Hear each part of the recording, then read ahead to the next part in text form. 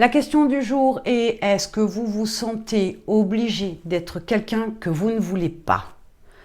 Il y a fort à parier malheureusement que vous ayez énormément de comportements pour que les autres aient une bonne image de vous. Ça vous sert à quoi?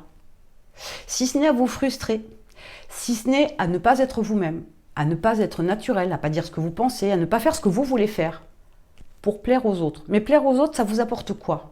Au final, de la bienveillance, quelques mots gentils, peut-être quelques gestes agréables.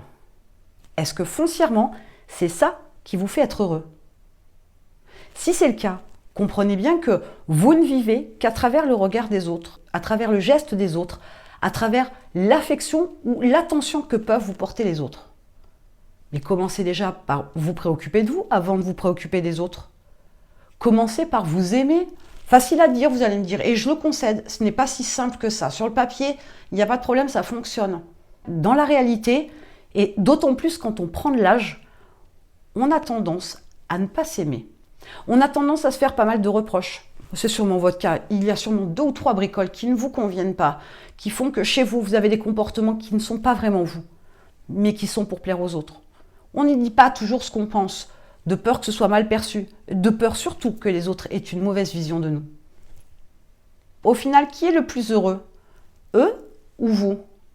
Eux, bien sûr. Mais eux, ils ne se préoccupent pas de ce que vous pensez, de ce que vous ressentez vraiment. Eux, vous leur avez donné une info, ils s'arrêtent à ça. Ils ne sont pas contrariés, ils n'ont pas à débattre.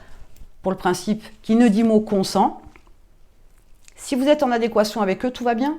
Mais ils ne se poseront pas la question à savoir ce que vous ressentez vraiment. Par contre, vous, vous en êtes inquiété. Donc, vous n'avez été ce que les autres attendent de vous. Si vous pensez vraiment ressembler à ce genre de personne, il va falloir faire des efforts. Et il va falloir sortir de ce cercle vicieux. Il n'est absolument pas vertueux. Plus vous vous frustrez, plus vous serez incapable d'exploiter foncièrement toutes vos compétences, toute votre force, toute votre énergie, toute votre puissance, toute votre unicité. Vous êtes spécial, mais comment voulez-vous l'exploiter si vous faites le dos rond?